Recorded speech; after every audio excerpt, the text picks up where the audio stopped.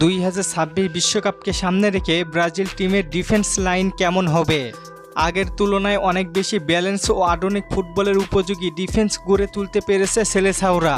Brazil ঐতিহ্যগতভাবে আক্রমণাত্মক দল হলেও সাম্প্রতিক বছরগুলিতে তারা বুঝতে পেরেছে বড় টুর্নামেন্ট জিততে হলে শক্ত ও সংগঠিত ডিফেন্স লাগবেই।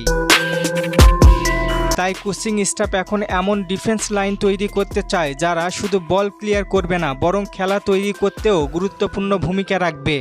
সেন্টার ব্যাক পজিশনে ব্রাজিলের সবচেয়ে বড় শক্তি হচ্ছে মার্কোনহোস এখন ডিফেন্সের লিডার হিসেবে থাকবেন। তার পজিশনিং, শান্ত মাথা ও লিডারশিপ খুবই গুরুত্বপূর্ণ। তার সাথে আডার মিলিতাও থাকলে ডিফেন্স আরও বেশি শক্তিশালী হবে, কারণ তিনি দ্রুত, শক্তিশালী এবং 1-on-1-এ ডিফেন্সে খুব ভালো।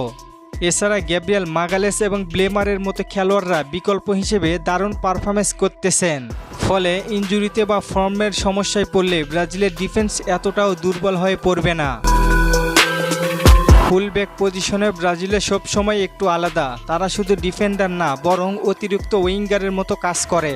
রাইট ব্যাকে ভেন্ডারসন অভিজ্ঞতা দিয়ে ডিফেন্সকে স্থির রাখেন, তবে তরুণ উইসলির মতো খেলোয়াড়রা আক্রমণাত্মক দিক থেকে আরও গতিশীলতা আনতে পারে। রাইট ব্যাকে অ্যালেক্সান্দ্রো বা নতুন উঠতি খেলোয়াড়রা সুযোগ পেতে পারে, যারা গতি ও ক্রস দেওয়ার ক্ষেত্রে কার্যকর।